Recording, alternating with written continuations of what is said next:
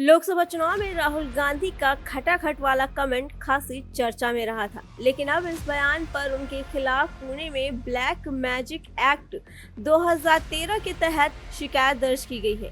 आरती सचिन कोंड्रे नाम की एक महिला ने राहुल गांधी पर अप्रैल और मई में अपने भाषणों के दौरान बैंक खातों में पैसे देने का वादा करके जनता को धोखा देने का आरोप लगाया है। चलिए आपको बताते हैं कि महाराष्ट्र का काला जादू अधिनियम 2013 क्या है। यूं तो भारत में जादू टोना या काला जादू रोकने के लिए कोई केंद्रीय कानून नहीं है, लेकिन कई राज्यों में इसके खिलाफ अलग से कानून बनाए गए हैं। इसी तरह महाराष्ट्र में भी Maharashtra prevention and eradication of human sacrifice and other inhuman evil and Aghori practices and black magic act 2013 है।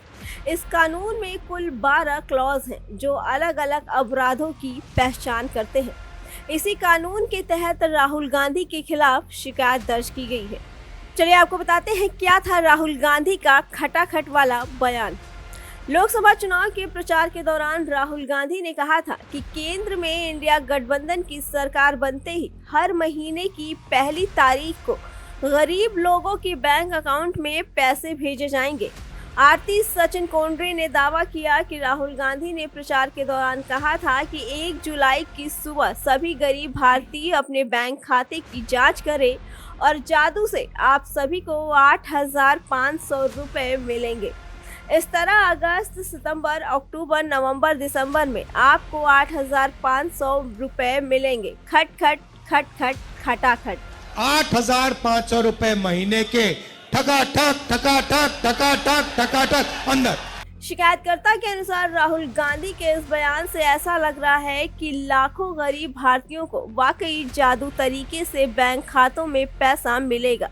ये दावे टेलीविजन और फेसबुक और व्हाट्सएप जैसे सोशल मीडिया प्लेटफॉर्म पर व्यापक रूप से प्रसारित भी किए गए, जिससे कथित तौर पर क्षेत्र की कई महिलाओं ने सोचा कि राहुल गांधी काला जादू करके उनके बैंक खातों में पैसे भेजेंगे। कोंड्रे के वकील सत्या मुले ने कहा कि राहुल गांधी के ये बयान भारतीय लोकतंत्र के लिए खतरा है। फ्री प्रेस जर्नल से बात करते हुए सत्या मुले ने कहा कि भारत में अंधविश्वास के जरिए वोट सुरक्षित करना और धोखा देना अपराध है, जिसका प्रावधान काला जादू निवारण अधिनियम और आईपीसी की धारा 415 धोखाधड़ी और 420 धोखाधड़ी और बेईमानी से संपत्ति का वितरण करने के लिए प्रेरित करना है। ब्लैक मैजिक एक्ट 26 अगस्त 2013 से महाराष्ट्र में लागू है। नियम तोड़ने वालों को कम से कम 6 महीने और ज़्यादा से ज़्यादा 7 सालों की जेल का प्रावधान है। यह अपराध गैर जमानती होगा। जुर्माने की सीमा 5,000 से लेकर 50,000 तक रहेगा।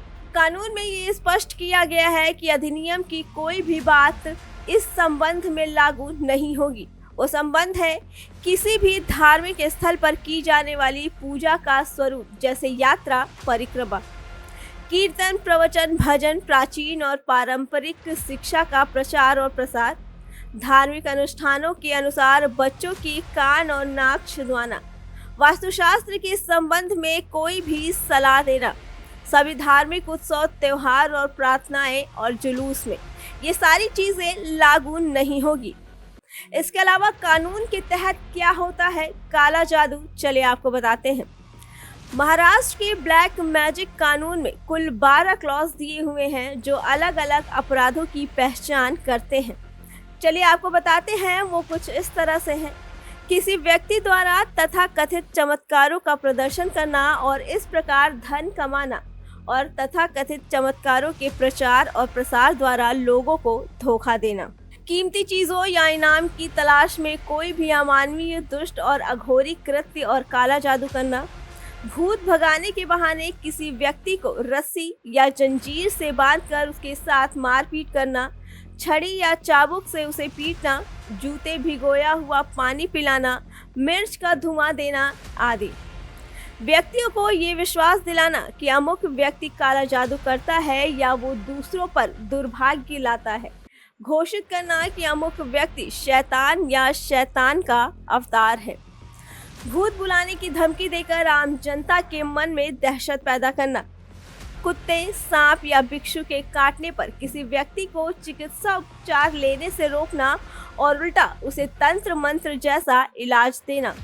उंगलियों में सर्जरी करने का दावा करना या गर्भ में पल रहे भ्रूण का लिंग बदलने का दावा करना। ये आभास पैदा करना कि उसके अंदर विशेष अलौकिक शक्तियां मौजूद है।